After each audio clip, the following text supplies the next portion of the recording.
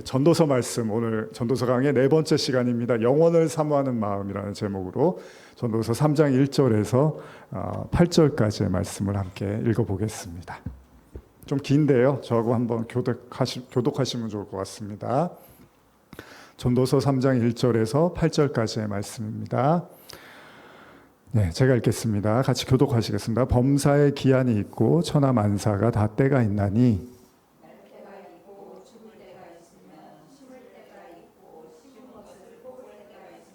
죽일 때가 있고 치료할 때가 있으며 헐 때가 있고 세울 때가 있으며 물 때가 있고 웃을 때가 있으며 슬퍼할 때가 있고 춤출 때가 있으며 돌을 던져버릴 때가 있고 돌을 거둘 때가 있으며 안을 때가 있고 안는 일을 멀리할 때가 있으며 찾을 때가 있고 잃을 때가 있으며 지킬 때가 있고 버릴 때가 있으며 찢을 때가 있고 꿰맬 때가 있으며 잠잠할 때가 있고 말할 때가 있으며 사랑할 때가 있고 미워할 때가 있으며 전쟁할 때가 있고 평화할 때가 있느니라. 아멘. 오늘 말씀 3장을 시작하면서 여러분들이 어렵지 않은 말씀을 솔로몬을 우리가 말씀을 쓴 사람으로 기록자로 알고 있는데 전도자는 이 때에 대한 이야기로 시작을 합니다. 빛과 어둠, 하늘과 땅, 해와 달, 검정색, 흰색, 밤과 낮. 여러분들이 이렇게 반대로 생각하는 급부의 개념들이 있잖아요. 이런 걸 지금 솔로몬이 이야기를 합니다. 자, 우리가 반대로 생각하는 그런 개념들이 있는데 지금 전도서 말씀 3장 1절에서 8절이 그런 내용들을 담고 있습니다. 그리고 나서 이 시간, 때에 대한 말씀을 하고 있는데 흥미로운 거는 이 때의 개념을 나열하면서 전도자가 자꾸 이렇게 그냥 봄, 여름, 가을, 겨울 이런 식으로 말하는 게 아니라 지금 말씀드린 것처럼 반대되는 개념으로 얘기를 해요. 예를 들면 사람이 날 때가 있고 사람이 죽을 때가 있습니다. 또 죽일 때가 있고 치료할 때가 있다고 하고 울 때가 있고 웃을 때가 있다고 하고 돌을 던질 때와 거둘 때, 안을 때가 있고 멀리할 때, 찾을 때와 잃을 때, 지킬 때와 버릴 때 이런 식의 이야기를 하고 있습니다. 전도자가 분명히 이제 시간에 관한 언급을 하고 있는데 동시에 반대적 개념으로 이렇게 이야기를 열거를 하고 있어요. 예를 들면 이렇게 생각해 봅니다. 울 때가 있는데 또 웃을 때가 있잖아요. 그러니까 분명히 운다는 거는 뭔가 슬픈 일이 있고 괴로운 일이 있다는 거고 보편적으로 그럴 때 우리가 이제 눈물을 흘리고 슬퍼하면서 운다고 하죠. 양파 깔 때도 이제 울기도 합니다. 갑자기 왜 울지? 그런데 양파를 깔면 갑자기 눈물이 확 쏟아지죠. 그리고 이제 웃을 때도 있어요. 왜 웃냐면 뭔가 즐겁고 기쁜 상황이 오면 웃게 되죠. 근데 또 씁쓸해서 웃는 경우도 있습니다. 기가 차서 웃는 경우도 있고요. 이런 것도 말고요. 그러니까 행복해서 웃는 게 있고 슬퍼서 웃는 게 있습니다. 그렇다면 전도자의 의도를 보면 단순한 때, 그러니까 시간의 흐름만을 말하고 싶은 것이 아니라 뭔가 다른 의도가 있는 것 같아요. 사람이 태어날 때가 있고 죽을 때가 있다라는 거는 인간이 일단은 태어나고 시간이 흐르면 어느 순간에 숙명으로서 죽음이 이제 찾아온다는 이야기이기도 하잖아요. 자, 그런데 그 외의 경우에는 단순히 시간이 흐른다고 또 꼭 바뀌는 것은 아닙니다. 예를 들면 시간이 흐르기 때문에 울 때가 있고 또 시간이 흐르면 또 웃을 때가 생긴다라고도 이해할 수도 있겠지만 이 시간의 개념보다는 전도자는 뭔가 반대적인 이야기를 나열하고 있는 것으로 보입니다. 그러니까 지금 여러분들이 처한 예를 들면 어떤 형편과 상황이 있어요. 근데 이와는 정반대의 상황이 이제 올 수도 있다는 거잖아요. 전도자의 말에 의하면 너무 행복하게 사는 사람은 갑자기 굉장히 불행한 일이 올 수도 있고요. 너무 불행하게 사는 사람은 갑자기 굉장히 행복한 상황이 벌어질 수도 있다는 거죠. 너무 고통스럽고 아팠던 사람은 갑자기 아프지 않은 날이 올 수 있고 반대로 너무 건강했던 사람한테는 갑자기 아픈 날이 찾아올 수도 있다는 겁니다. 그러니까 지금의 상황이 다가 아니라는 겁니다. 지금의 상황이 완전히 다른 상황을 맞이하게 될 수도 있다는 얘기이기도 합니다. 예를 들면 3장 8절의 말씀에 사랑할 때하고 미워할 때에 대한 이야기가 있는데 이거는 여러분들이 공감을 하실 거예요. 너무 아끼고 좋아하던 인간관계인데 어느 순간에 철천지 원수가 되는 격이 있잖아요. 이거는 제가 자주 말씀드리죠. 왜 그렇죠? 물론 그 누구도 사랑하던 사람이 그렇게 원수가 될 수 있을 거라고 예상을 못하지만 결국 어떤 일이나 사건을 계기로 해서 그 사람과의 관계가 파국을 맞이할 수 있습니다. 어쩌면 전도자는 이런 반대급부의 상황을 열거하면서 이 시간, 때의 개념을 말하면서 동시에 우리의 인생에 우리가 생각지도 못한 일들이 충분히 일어날 수 있다는 것을 말하고 싶은 거죠. 그러니까 지금이 다가 아니고 또 여러분들이 과거가 다가 아니시잖아요. 과거에 살았던 인생이 지금과 꼭 같지 않습니다. 그리고 지금의 모습이 꼭 미래의 모습을 담고 있는 것도 아니라는 거예요. 그러니까 어떻게 될지 하나도 모른다는 얘기를 하고 있는 겁니다. 우리가 잘 아는 말처럼 인생은 모른다고 하잖아요. 사람은 모른다고 하잖아요. 지금 현실이 전부가 아니라는 거예요. 또 반대로 지금 여러분들이 너무 만족스럽고 이 정도면 나는 부럽지 않아라고 생각할지라도 언젠가는 완전히 역전돼서 다른 상황이 형편이 올 수도 있다는 거니까 너무 자만할 필요도 없고 너무 지금 행복하다고 해서 그것이 전부라고 착각할 수도 없다는 것입니다. 모르는 말은 아닙니다. 누구나 다 압니다. 인생은 자기 뜻대로 자기 마음대로 되지 않는다는 걸 우리는 다 알고 있습니다. 그래서 사람들이요, 세상을 살면서 한편으로는 굉장히 이제 불안한 마음이 있어요. 언제 어떻게 될지 모르니까. 그런데 사실 이 불안은요, 다른 관점에서 보면 언제 어떻게 될지 모르니까 또 희망을 가질 이유도 된다는 겁니다. 지금 내가 예를 들면 가난하고 힘든데 그 가난 때문에 괴로워한다면 나중에 부자가 될 수도 있는 거죠. 물론 가난 때문에 힘들어서 불안하고 어떻게 하루하루를 살아가야 되느냐라고 염려하고 살 수도 있지만 어떻게 될지 모르는 것이 인생이라는 겁니다. 그러니까 우리가 불안을 안고 살 필요는 없다는 거예요.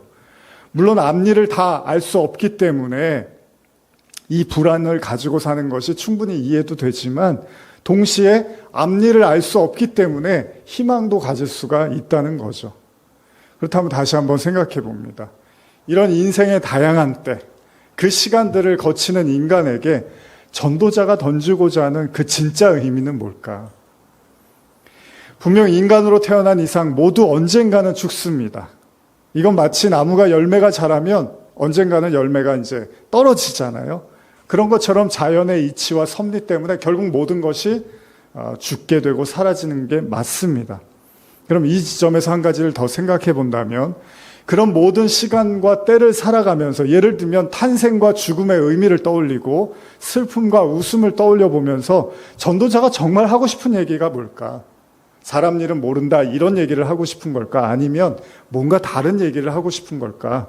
한번 생각을 해보는 거죠. 전도서 9장 2절에 보시면 제가 읽어드릴게요. 모든 사람에게 임하는 그 모든 것이 일반이라 의인과 악인, 선한 자와 깨끗한 자와 깨끗하지 아니한 자, 제사를 드리는 자와 제사를 드리지 아니하는 자에게 일어나는 일들이 모두 일반이니 선인과 죄인, 맹세하는 자와 맹세하기를 무서워하는 자가 일반이로다. 이런 말씀이 있어요. 근데 제가 이걸 현대어로 읽어드리면 이런 겁니다. 모든 사람 앞에 놓여진 인생길은 똑같다. 의인이나 악인이나 선한 사람이나 죄 많은 사람이나 정결한 사람이나 부정한 사람이나 희생 제사를 드리는 사람이나 재물조차 바치지 않는 사람이나 다를 바가 없다. 선한 사람의 인생도 악한 사람의 인생과 매한가지요. 맹세를 바친 사람도 맹세하기를 꺼린 사람과 똑같은 인생길을 걸어간다. 사실 이 구절을 제가 의미 있게 보는 구절이기도 한데 물론 약간 이제 여러분들마다 생각이 다르실 수는 있겠지만 지금 전도자는 앞으로 보게 될 9장의 말씀에서 모든 사람에게 임하는 그 모든 것이 다 일반이라고 이야기를 합니다. 여기서 일반이라는 건 다 똑같다라는 의미거든요. 그러니까 인생에게 임하는 모든 일들이 우리 모두에게 다 동일하게 일어나고 있다는 겁니다. 근데 이 말씀을 사실 이제 고난의 관점에서 봐도 고난이 어떤 사람한테 많이 있고 어떤 사람에게 없는 것 같고 그렇잖아요. 근데 성경에서는 다 똑같다고 합니다. 인간에게 일어나는 모든 일들이 다 똑같다고 이야기를 합니다. 그러니까 우리의 시각으로는 사실 다 이해가 가지 않는 이야기인데 성경은 그렇게 말을 하고 있어요. 그렇다면 저는 여기서 앞서 3장의 말씀에서 읽은 그 반대급부의 그 때의 개념 있잖아요. 뭐 웃을 때, 울 때, 죽을 때, 태어날 때. 이것에 대해서 이런 의미로도 이해할 수 있습니다. 그러니까 모든 인간이 여러분 출생을 하잖아요. 그런데 동시에 시간이 흐르면 죽음을 맞이합니다. 그럼 이걸 우리가 분리된 개념이 아니라, 왜냐하면 사람이 태어남과 동시에 죽음을 가지고 있는 거니까 이건 태어남과 죽음이라는 반대의 개념이 아니라 태어남과 죽음이라는 양면의 동전의 개념으로 이해할 수 있다는 겁니다. 그러니까 우리가 죽음을, 예를 들면 사람들이 이제 죽음을 부정하게 생각하잖아요. 저도 오늘 검은 옷 입었는데, 검은 옷 입으면은 뭔가 이렇게 우리가 장례식장 갈 때 검은 옷 입고, 근데 또 신부님들도 이렇게 검은 옷 입고 하시잖아요. 근데 뭔가 검은 거는 좀 싫고 밝고 흰 거는 좋아하고 이런 생각을 하잖아요. 그러니까 예를 들면 사람이 다 생명을 가지고 태어나지만 동시에 누구나 다 죽는 사실을 알지만 죽는 얘기 하지 마. 그런 얘기 듣고 싶지 않아. 왜 죽음에 대해서 논해? 왜 죽음을 얘기해? 이런 생각을 우리가 할 수 있잖아요. 그래서 죽음은 부정한 거, 탄생은 좋은 거. 그래서 탄생할 때 막 축하해 주는데 나중에 전도서가 이렇게 말씀을 보면은 장례식장 가는 게 굉장히 지혜로운 거라고 이야기를 하거든요. 왜냐하면 거기 가서 비로소 진정한 인생의 의미와 삶의 의미를 생각하게 된다는 얘기를 해요, 전도자가. 그러면 이거는 정한 거, 이거는 부정한 거, 이렇게 우리가 생각을 하기도 하는데 가끔 TV에 나와서 여러분들 조언해 주는 사람들 이야기 들어보면 특히 이제 그 장례식과 관련된 일을 하거나 또 아니면 삶과 죽음에 대한 철학이나 이런 교육을 하시는 분들의 이야기를 보면 진짜 잘 사는 사람들은요, 인간이 언젠가 죽는다는 사실을 진지하게 생각하는 사람들이 진짜 삶도 의미 있게 한다고 합니다.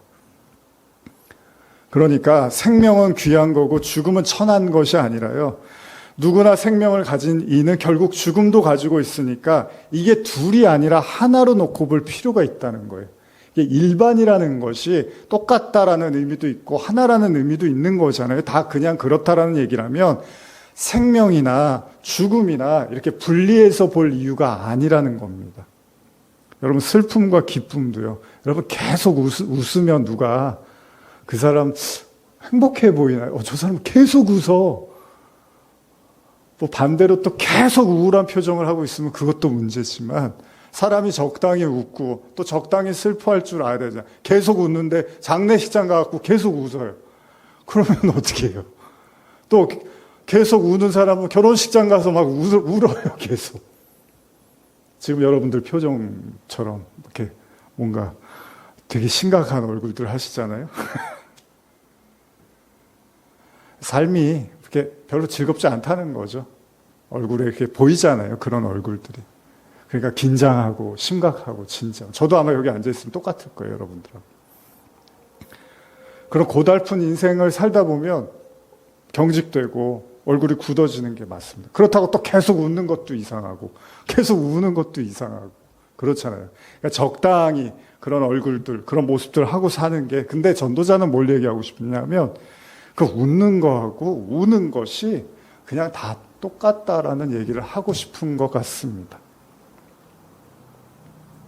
슬픔과 기쁨도요, 슬픔은 멀리하고 기쁨만 있으면 좋겠지만 사실은 슬픔을 통해서 기쁨을 깨닫게 되는 거고, 또 우리 이런 말 하죠. 실패는 성공의 어머니라는 말을 하죠. 제가 어젯밤 오늘 아침에 일어나자마자 제 아내한테 그 얘기를 했는데, 저도 어제 이렇게 좀 진지한 하루를 보냈습니다. 요즘 토요일 되면 여러 가지 진지한 일들이 생겨서 생각을 하게 되는데, 여러분, 에디슨이 한 얘기인가요? 실패는 성공의 어머니라고. 실패를 많이 한 사람들이 성공의 어머니라는 게, 그러니까 성공을 낳는 게 실패라는 얘기잖아요. 그러니까 실패를 많이 한 사람이 성공을 낳는다는 거죠.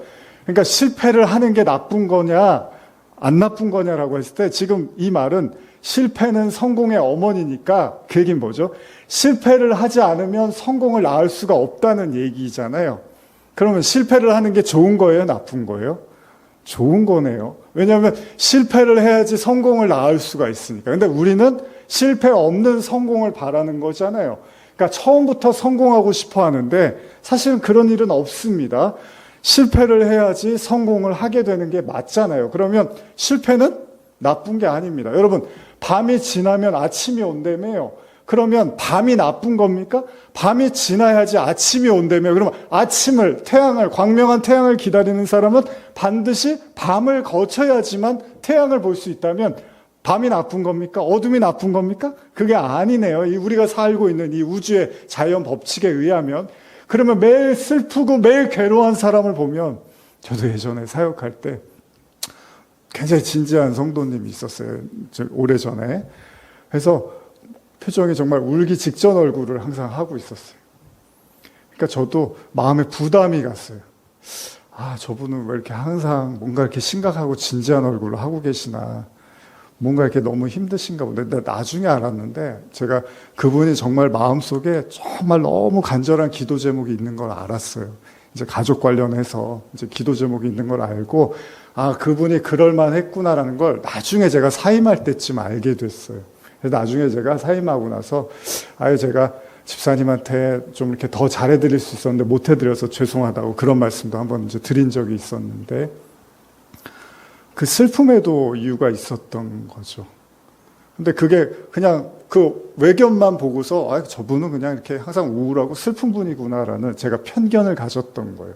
근데 그게 아니라 사실 속내가 있었던 겁니다. 되게 진지한 심각한 기도 제목을 가지고 있어서 그분은 진지하지 않을 수가 없었어요. 신앙생활을 대충 할 수가 없는 분이었어요. 그게 아니면, 하나님이 아니면 자기가 여기서 벗어날 수 없다라는 그 마음 때문에 정말 교회 오면 예배 드리면 그냥 항상 울고 기도하고 이게 그냥 생활이었어요.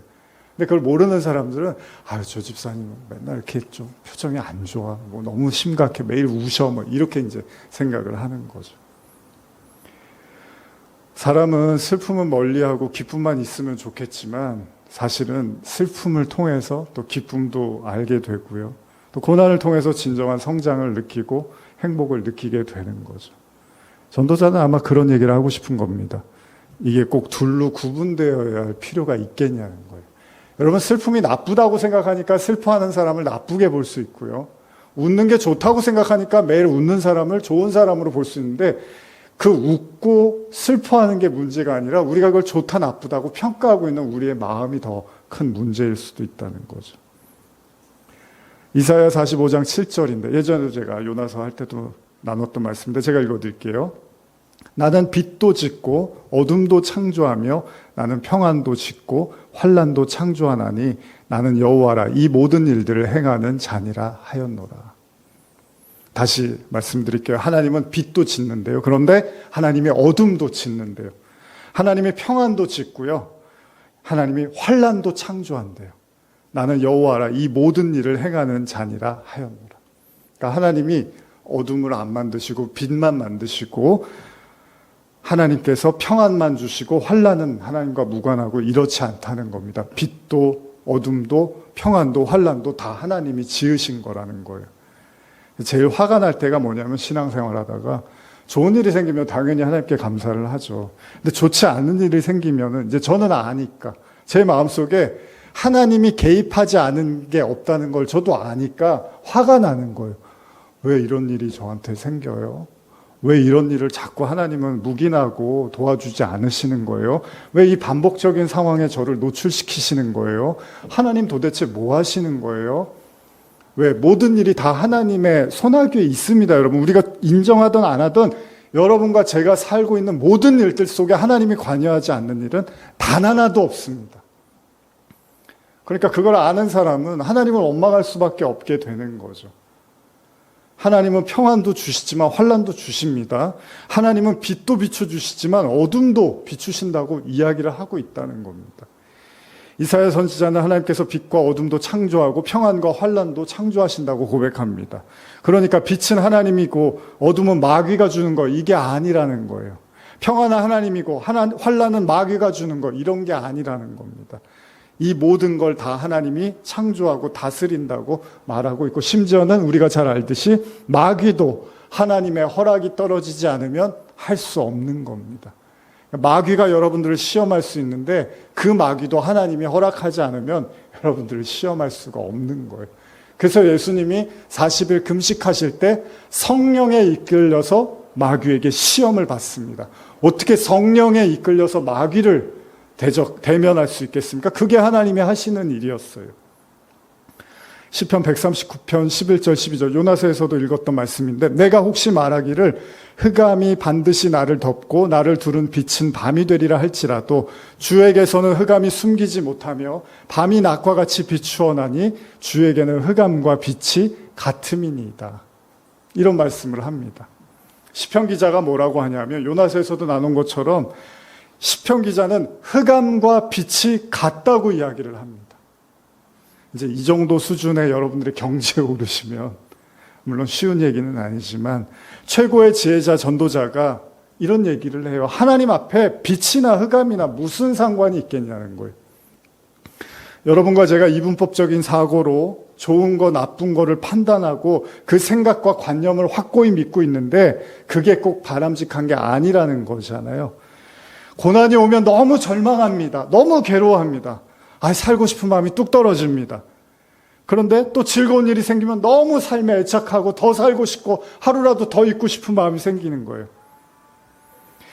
전도자의 말처럼요. 시간이 흐르면 어차피 다른 일들이 다른 생각이 펼쳐질 수 있는 그 상황들이 올 수 있다는 걸 우리가 기억해야 된다는 거예요. 여러분 물에다가 밥 말아 먹고 김치하고 먹으면 어떻죠? 별로 안 먹고 싶잖아요, 평소에는. 그런데 어떨 때는요, 그냥 밥에다가 물 말아서 김치 먹는 게 그렇게 맛있을 때가 있어요. 근데 그것만 계속 먹으라 그러면 싫죠.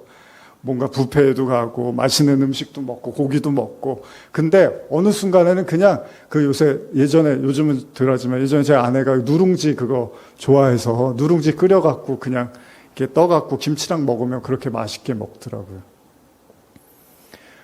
별로 음식이라고 생각하지 않았던 것들이 어떤 때가 되면 또 맛있는 음식이 되기도 한다는 겁니다. 저도 호밀빵 이런 거 안 좋아했는데 요즘은 호밀빵만 먹으려고 해요. 소화 잘 된다고. 근데 먹다 보니까 맛있고 편하더라고요. 여러분, 웃는 사람들은요, 우는 사람들을 기억해야 됩니다. 우는 사람들은 웃는 사람들을 바라볼 수 있어야 되는 거죠. 우는 자들에게는 웃을 날이 올 수 있고요. 또 웃는 자들은 언제든지 울 날이 올 수 있습니다. 결국 큰 시간의 틀로 보면요, 여러분, 이게 다 하나라는 거예요. 매 한 가지. 그러니까 너무 슬프다고 해서 너무 절망할 필요도 없고 너무 기쁘다고 해서 너무 자만할 필요도 없는 것이 인생이라는 겁니다. 여러분과 저의 삶에 지금 불어닥치고 있는 수많은 어려움들이 있다면 여러분들이 너무 낙심만 하지 않으셨으면 좋겠습니다. 그 마지막 밑바닥에서 여러분들이 하나님의 사람이면 하나님이 어쨌든 다 붙잡고는 계십니다. 더 나락으로 떨어지지 않도록 하나님이 딱 붙잡고는 계시는 겁니다. 중요한 건 우리가 그 시간 속에서 이것을 이분법적으로 지나치게 나눠서 해석하고 괴로워할 필요는 없다는 겁니다. 계속 말씀 읽어보겠습니다. 전도서 3장 9절에서 12절 한번 말씀 읽어보겠습니다. 15절까지 한번 읽어보겠습니다. 저하고 교독하시겠습니다. 일하는 자가 그의 수고로 말미암아 무슨 이익이 있으랴. 하나님이 인생들에게 노고를 주사 애쓰게 하신 것을 내가 보았노라. 하나님이 모든 것을 지으시되 때를 따라 아름답게 하셨고 또 사람들에게는 영원을 사모하는 마음을 주셨느니라. 그러나 하나님이 하시는 일의 시종을 사람으로 측량할 수 없게 하셨도다. 사람들이 사는 동안에 기뻐하며 선을 행하는 것보다 더 나은 것이 없는 줄을 내가 알았고 사람마다 먹고 마시는 것과 수고함으로 나악을 누리는 그것이 하나님의 선물인 줄을 또한 알았도다. 하나님께서 행하시는 모든 것은 영원히 있을 것이라. 그 위에 더할 수도 없고 그것에서 덜할 수도 없나니 하나님이 이같이 행하심은 사람들이 그의 앞에서 경외하게 하려 하심인 줄을 내가 알았도다. 이제 있는 것이 옛적에 있었고 장래에 있을 것도 옛적에 있었나니 하나님은 이미 지난 것을 다시 찾으시느니라. 오늘의 주제가 되는 본문이기도 합니다. 전도자는 3장 9절의 말씀을 이어가면서 인간의 수고에 대한 이야기를 합니다.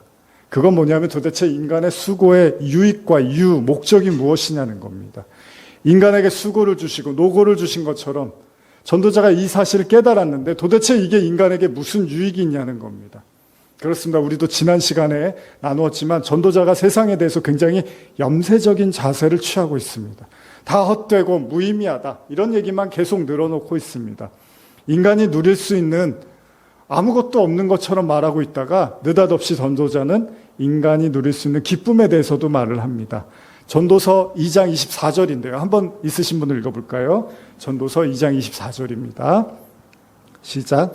사람이 먹고 마시며 수고하는 것보다 그의 마음을 더 기쁘게 하는 것은 없나니 내가 이것도 본즉 하나님의 손에서 나오는 것이로다. 제가 현대어로 한 번 더 읽어드릴게요. 결국 나는 사람이 먹고 마시는 것을 즐기고 자기의 일에 보람을 느끼며 사는 것보다 더 좋은 일이 없다는 것을 알게 되었다. 그러나 이런 기쁨도 하나님께서 주실 때만이 누릴 수 있다. 인간이 이 세상을 살면서 누릴 수 있는 기쁨이 있는데 그 최고의 기쁨이 바로 자기의 일을 하고 그 대가로 먹고 마시는 거, 우리가 지난 시간에 나눴죠. 이게 인간이 누릴 수 있는 최고의 기쁨이라고 말하고 있습니다. 이걸 3장에서도 기록하고 있는데 방금 읽은 구절인데 제가 현대어로 한 번 더 읽어드릴게요. 3장 12절 13절인데 그래서 나는 사람이 살아있는 동안 좋은 일을 하고 인생을 즐겁게 사는 것보다 더 좋은 일이 없다는 결론에 이르렀다. 일에서 얻은 열매로 마음껏 먹고 마시고 즐기는 일, 이것이 바로 하나님께서 주신 선물이기 때문이다. 전도자가 계속 강조합니다. 앞으로도 또 이야기를 하는데요. 전도자는 이 사실을 굉장히 강조하고 있죠.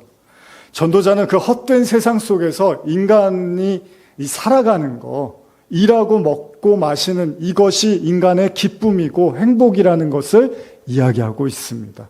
그러니까 말로는 모든 게 다 헛되고 부질없다고 말하지만 곳곳에는 진짜 우리의 현실, 우리의 일상, 이게 굉장히 중요하다고 말을 하는 거예요.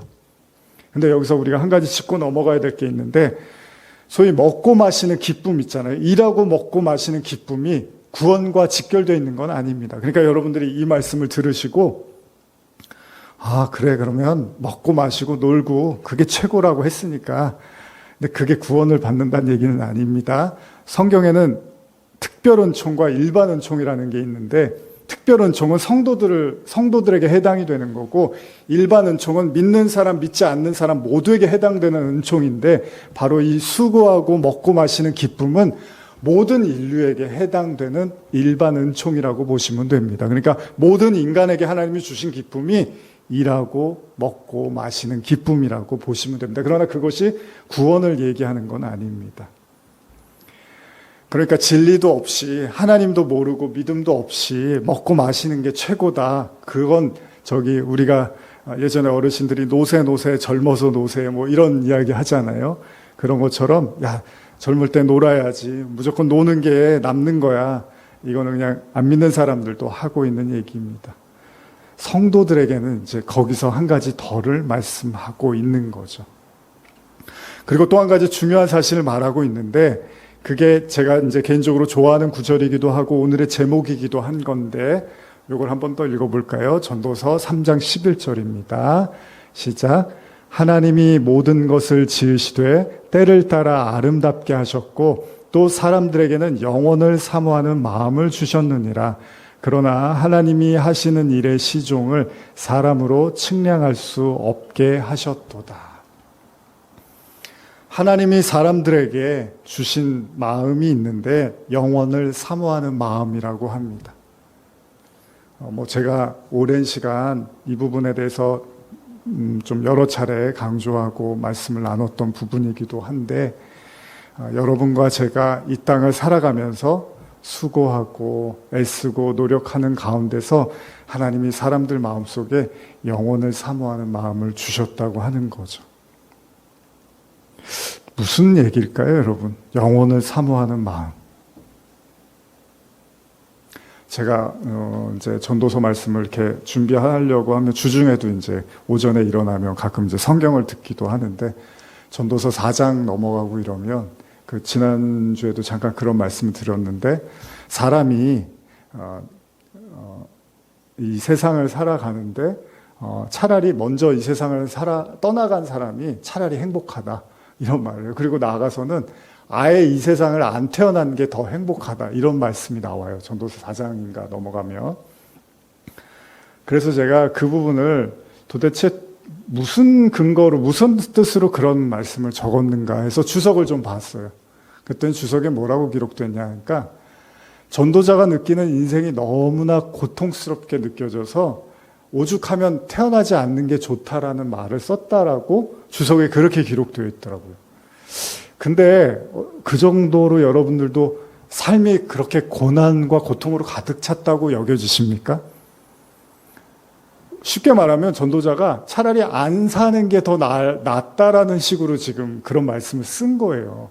제가 그게 너무 무책임하게 들려서 일주일 동안 많이 생각을 했어요. 아니, 무슨 생각으로 이런 말을 썼느냐. 이렇게 열심히들 다들 살아가고 있는데 전도자는 떡하니 차라리 안 태어난 게 더 행복한 거야. 이런 말을 쓰고 있는 거예요. 이게 기독교에 맞는 얘기인가? 이게 성경에 부합하는 뜻인가? 이게 진리에 맞는 얘기인가? 참 많은 생각을 하다가 이제 주석에서 그런 내용을 보게 됐는데 여러분들한테 한번 묻고 싶어요. 인생이 정말 너무 고달프다는 생각이 드십니까? 아니면 그래도 고난도 있고 어려움이 있지만 그래도 살만하지라는 생각이 드십니까? 근데 지혜자는 다 헛되다라고 이야기하면서 심지어는 그런 인생의 고달픔을 이렇게 나열하고 말하고 있다는 거죠. 한번 이렇게 열린 마음으로 한번 여러분들 속마음을 한번 나눠볼까요? 정말 너무 인생이 고달파서 전도자의 말에 나는 공감이 간다. 한번 그러신 분 계시나요? 그 정도는 아니시고 그 정도는 아니다. 다 다르시겠지만 사실 우리가 아름다웠던 추억도 있잖아요. 그리고 지금도 사실은 이렇게 나쁘지 않잖아요. 물론 이제 때때로 우리에게 여러 가지 어려움들은 있지만 전도자가 왜 이렇게까지 독한 말을 썼을까? 본인은 잘 먹고 잘 살았거든요. 왕으로. 근데 그렇게 잘 먹고 잘 사는 사람이 그런 말을 쓰면은 못 먹고 못 사는 사람들은 어떡하라고 이런 말을 썼나. 근데 제가 그걸 이렇게 묵상하는 가운데 이제 다음 주에 또 설교를 하겠지만 그런 생각이 들더라고요. 바로 이 3장 11절의 영원에 대한 생각을 이제 하게 되는 거죠. 그러니까 예를 들면 이런 겁니다. 너무 지긋지긋한 삶을 살다 보니까 다시는 이런 삶을 안 살았으면 좋겠다라는 생각을 하게끔 제가 여러분들도 그렇지만 다시 돌아가고 싶지 않은 시절들이 있죠. 옛날에 이것이 인생이다라는 그 드라마 보면 예전에 제가 가끔 말씀드렸는데 거기 노래 가사 중에 다시 돌아가라 하면 나는 못 가리 이런 가사가 있어요. 그러니까 여러분들이 이제 살아오신 인생이 다 다르시니까 절대 내가 그 시간으로는 안 갔으면 하는 시간이 있으실 겁니다. 그쵸? 저도 있어요. 그 중에 하나가 제가 고3, 고2, 고3 우리 학생도 이제 공부하고 있는데 저는 절대 가고 싶지 않은 시간 중에 하나입니다. 물론 자율학습한 게 뭐가 그렇게 대단하냐라고 하실 수 있는데 제 마음에는 너무 자유를 갈망하는데 학교 끝나면은 5시, 6시 끝나면은 저녁 까먹고 다시 교실에 앉아서 9시, 10시까지 앉아있는 게 막 그렇게 지옥이었어요. 생지옥이었어요. 나는 지금 젊고 하고 싶은 것도 많고 만나고 싶은 친구들도 많고 한데 여기 갇혀갖고 그냥 앉아서 책만 봐야 되는데 머리에 들어옵니까? 그냥 책만 까매지는 거죠. 계속 반복적으로. 그때가 저는 지금도 아주 생지옥이었어요. 그 자유를 빼앗긴 것 같은 그런 마음. 그래서 제가 아이한테도 자꾸 이제 공부하고 이럴 때 자꾸 하지 말라고 하는 게 제 마음이 그래서 그랬나 봐요. 제가 그때가 싫어서. 근데 영원을 사모하는 마음을 생각하면서 그런 생각을 하게 되더라고요. 다시는 돌아가고 싶지 않은 그 삶을 통해서 비로소 이게 진짜 인생이구나라는 걸 이렇게 깨우치는 거 있잖아요. 좀 어려운 얘기일 수도 있는데 아마 전도자는 바로 이 우리에게 허락하신 이 시간이 다시는 돌아가지 말아야 될 시간으로 하나님이 수고와 노고를 주셨다는 취지로 그런 말을 쓴 것 같아요. 다시는 돌아가고 싶지 않은 그 시간. 여러분, 아담과 하와가 에덴 동산에서 선악과를 따먹고 시작된 이야기입니다. 이 모든 시간들이. 우리가 성경의 시간을 약 6,000년 정도 그 이상으로 보고 있는데 우리에게 지금 원죄로 인해서 이 땅에 죄악이 관영하고 여러분, 아담이 아들을 낳았는데 가인과 아벨을 낳았는데 그 자식들이 한 행동이 뭐냐면 형이 동생을 죽여버리는 일이 생깁니다. 그리고 나서 그 파국을 겪어가면서 이 인류가 이렇게 여기까지 오게 된 거거든요. 근데 어쨌든 여러분들이 6,000년을 사신 건 아니니까, 저나 여러분들이나 길어야 100년이니까 그 100년의 시간을 잠깐 이제 보고, 우리가 영원을 살다 보면 이 100년의 시간은 정말 꿈일 거예요. 그래서 여러분들이 만약에 천국에 계시다면 잠깐 눈을 감고 하룻밤 자고 일어난 시간이 이 시간일 겁니다. 이 땅에서의 시간. 그래서 여러분들이 나중에 이제 세상을 떠나면, 예를 들면 천국에서 눈을 딱 뜨면, 아유, 내가 악몽을 꿨어. 내가 한 100년짜리 뭐 악몽을 하나 꾼 것 같아. 그럴 수도 있는 이 시간을 우리가 살다 가는 건데, 전도자의 그 독한 말을 보면서 이 인생이 얼마나 고달프고 노고가 많고 죄악이 관영했는지를 우리에게 말해주면서 상대적으로 전도자는 영원에 대한 이야기를 하고 있다는 거죠. 좀 바꿔 말하면 여러분들의 인생에 아픔과 고난과 고통이 계속해서 밀려오잖아요. 한번 이런 생각도 해보세요. 예수님이 왜 하필 십자가에서 죽으셨을까요? 왜 예수님이 하필 우리의 죄를 대속하신다고 하면서 하필 예수님이 십자가를 지고 죽으셨을까요? 거기서.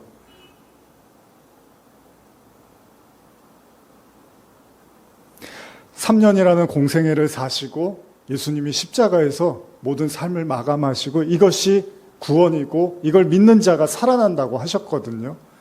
근데 그 방식이 십자가에서 죽는 거였어요. 왜 하나님이 그런 방법을 선택하셨을까요?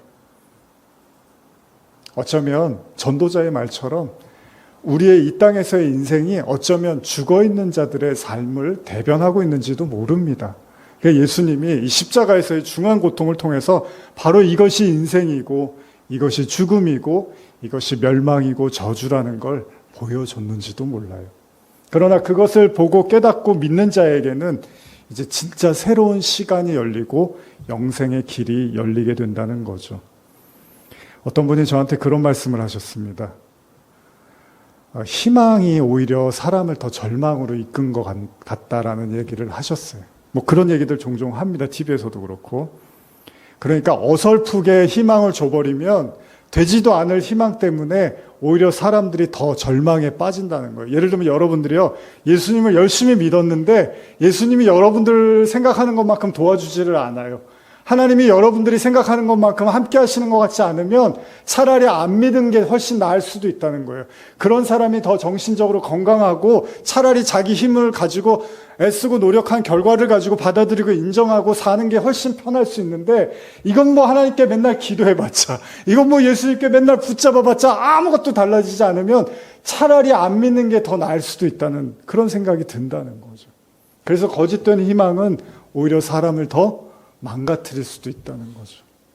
그럴 수 있습니다. 그런 생각이 들 수도 있어요. 그게 이스라엘 백성이 40년 동안 하나님을 원망했던 이유거든요. 자신들의 생각대로 하나님이 움직여주지를 않아요. 도와주지도 않고, 물론 때에 따라 필요한 때에 하나님이 함께 하신 건 맞지만 성에 차지가 않는 거죠. 만족스럽지가 않는 겁니다. 아니, 하나님이면 이렇게 해야 되는 거 아니야? 하나님이면 저렇게 해야 되는 거 아니야? 그렇게 해주지를 않아요, 하나님이.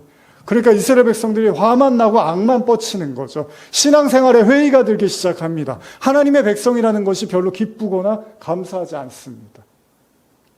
왜 그렇게 하실까요? 왜 인생에게 노고를 주시고 이스라엘 백성이라고 사랑한다고 해놓고 광야에서 40년 동안 어려움만 당하게 하시는 걸까요? 그 해답이 저는 오늘 3장 11절에 영원을 사모하는 마음이 그런 해답이 아닐까 생각을 해보는 겁니다. 여러분, 그런 경우 있잖아요. 너무 좋아하는 사람, 또 해외에 살거나 멀리 떨어져서 뭐 고향에 이제 막 오늘 내가 버티는 힘이, 버티는 이유가 내가 열심히 살아서 내가 그 사람 만나야지, 내가 그 사람 보러 가야지. 뭐 부모님들은 자녀들 멀리 떨어져 있으면 내가 오늘 내가 꾹꾹 참고 내 아이 보러 가야지. 또 자녀들은 부모님 만나러, 또 좋아하는 사랑하는 연인들, 부부들, 그런 경우 있잖아요. 오늘 내가 살아가는 힘이 되는 게, 내가 굉장히 어렵고 힘들고 고통스러운데 그래도 내가 살아서 저 사람을 만나야지, 내가 쟤를 도와줘야지, 쟤하고 함께 해줘야지, 이런 마음들이 오늘을 버틸 수 있는 힘이 되는 거잖아요. 그럼 하나님이 인간에게 영원을 사모하는 마음을 줬다는 건 이 지긋지긋한 인생 고난 어려움들도 있지만, 물론 때때로 기쁨도 있지만, 이 시간을 통해서 그래도 하나님이 나에게 주신 영원이라는 때가 있으니까, 하나님의 나라가 있으니까, 그래 버텨보자, 견뎌보자, 참아보자, 기다려보자. 하나님이 우리에게 반대급부로 울 때가 있으면 웃을 때가 있다며요. 태어날 때가 있으면 죽을 때가 있다며요. 그러면 이렇게 괴로운 인생의 노고의 때가 있으면 반대로 영원한 기쁨의 때도 있겠죠. 어차피 인생은 찰나의 순간이라고 하니까 이 찰나가 아닌 영원한 기쁨, 찰나의 고통이 아니라 영원한 기쁨이라는 반대급부의 시간을 우리에게 주시길 원한다면, 어쩌면 이 모든 고통과 환난과 아픔도 결국 그 영원을 설명하기 위해 하나님이 우리에게 주신 선물이 아닐까라는 생각을 해보는 거죠. 시장이 반찬이라는 말이 있습니다. 너무 배고프니까 아무거나 줘도 다 맛이 있어 버리는 거죠. 근데 때로는요, 일부러 배고프게 만들어요. 애들이 버릇없이요, 반찬 남기고 음식 귀한 줄 모르면 어떻게 하죠? 너 오늘 한 끼 굶어라. 그러면 그 다음 끼니 때는 아이가 정말 아무거나 줘도 맛있게 먹는 거죠. 어쩌면 저와 여러분들의 이 땅에서의 수고와 노고의 시간이 진짜 영원을 맛보기 위해서 저희 아버지가 대기 상태라는 말을 많이 쓰셨는데, 여기가 그렇게 대기하고 있는 곳은 아닐까. 그 놀이공원 가서 이렇게 열차 같은 거, 뭐 청룡열차 뭐 이런 거 탈 때요, 사람들이 길을 이렇게 쭉 줄을 쭉 서잖아요. 그러면 막 마음이 막 복잡해요. 무서울까 안 무서울까, 재밌을까 어쩔까 하면서 계속 기다리죠. 그러다가 이제 자기 순서가 오면은 이제 그걸 딱 타면은 너무 이제 재밌어 한 사람도 있고 무서워한 사람도 있지만, 그걸 타려고 1시간을 기다리고 2시간을 기다려서 꽉 메우는 걸 보게 되죠. 물론 반대죠. 이거는 오래 기다렸다가 잠깐 타는 거지만, 하나님은 우리에게 잠깐의 찰나의 고난을 허락하시고 영원의 기쁨을 주시겠다고 말씀하고 계십니다. 사실 고민이 좀 많았습니다. 제가 지금 원고도 써왔는데 원고를 읽지 않고 있습니다. 이 영혼에 대한 설명을 어떻게 해드리는 게 여러분들에게 가장 적절한 마음일까 해서 최초로 지난주에는 원고를 마무리를 못했어요, 제가. 그러다가 어제 이제 마무리를 했는데, 그것도 제가 마음에 안 들어서 한번 우리의 언어, 우리 편안한 언어로 한번 써보자라는 생각으로 말씀을 좀 나눠봤습니다. 제가 드리는 말씀이 뭐 여러분들에게 힘이 되고 위로가 될 거라고 꼭 생각하지는 않습니다. 그러나 분명히 기억은 하십시오.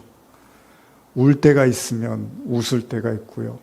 태어날 때가 있으면 죽을 때가 있다면, 이렇게 인생이라는 노고, 수고의 때가 있으면 이 모든 걸 다 깨치고 나아가서 영원한 기쁨의 때도 올 거라는 거죠. 지금이 다는 아닙니다. 사람들이 삶을 포기하고 자기 생명을 던지고 싶어하는 사람들의 생각들이 대부분 보면 지금이 다인 줄 알아요. 이게 다일 거라고 생각해요. 물론 그거보다 최악이 올 수도 있습니다. 그러나 꼭 그렇지는 않습니다. 그 순간을 넘어설 수 있으면 또 다른 시간과 삶이 올 수 있는데, 그냥 그게 전부라고 여기다 보면 절망하고 모든 걸 포기하게 되는 거죠. 자, 좀 오늘 이 말씀 들으시면서 여러분들의 마음속에 영혼의 문이 조금씩 열리셨으면 좋겠습니다. 지금 많이 힘드시겠지만, 많이 어려우시겠지만, 그 마음을 비집고 바늘구멍이라도 좋으니까 그 영혼이 비집고 들어가서 이게 다가 아니다. 이 삶이 전부는 아니다. 이 인생이 전부는 아니다. 제가 좀 안타까운 게, 저희 어머니한테 지금 요즘도 어머니한테 천국에 대한 이야기를 하면 잘 안 믿기신대요. 천국이 뭐 사는 게 다지, 뭐 죽어서는 모르지. 저는 좀 믿으셨으면 좋겠어요. 물론 뭐 믿으라고 해서 믿어지는 건 아니지만, 그래도 신앙생활 오래 하셨고 성경도 열심히 보시고 기도도 많이 하시니까, 이제 하나님이 우리에게 주신 영원이라는 선물을 여러분과 제 마음에 좀 비집고 들어가서 너무 괴로울 때마다 여러분들이 잊지 않으셨으면 좋겠어요. 이 괴로움도 영원을 향한 잠깐의 준비 과정이라고 기억하셨으면 좋겠습니다. 기도하시겠습니다.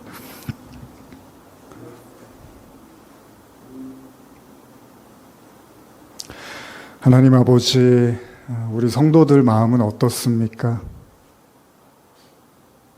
이 영혼을 사모하는 마음을 가지고 있습니까? 아니면 받아들이지 않고 있습니까? 하나님은 영원하십니다. 시작도 끝도 없으십니다. 그 영원한 하나님이 우리를 택하시고 우리를 부르셨습니다. 자, 이제 우리에게 그 영원을 허락하신 그 하나님을 받아들이고 믿고 따르게 하여 주시옵소서. 감사드리며 예수님의 이름으로 기도합니다. 아멘.